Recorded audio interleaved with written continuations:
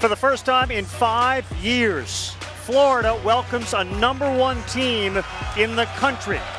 And in spite of the fact that the students are on break for another week, the Rowdy Reptiles were lined up 7 hours ago for this one. You're watching the SEC on ESPN. Outside, it's 43 degrees, chilly by Florida standards. Inside, red hot, and this should be a red hot game.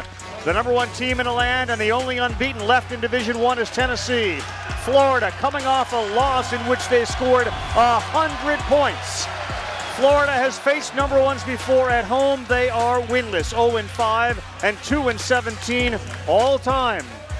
As for Tennessee, this is familiar territory. Rick Barnes has had his club at the top for 5 consecutive weeks. And what a matchup we have tonight. Welcome inside, everybody. Alongside Jimmy Dykes, I'm Carl Ravitch. A lot on the line, even though it's so early in the season. Tell me about the Gators' perspective for this game tonight. Well, first of all, both teams, I believe, are Final Four good, and they're both chasing an SEC regular season title.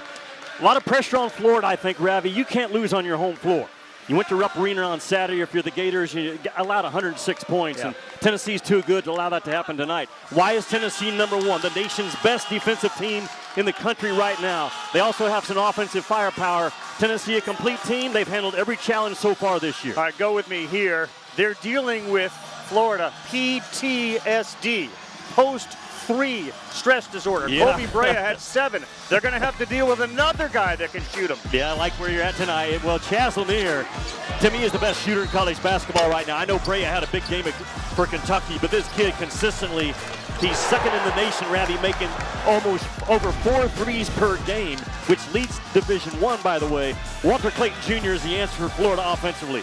A point guard last year, and now assumes the point guard spot. He's a bucket maker, though, is what he is, averaging about 19 points a game.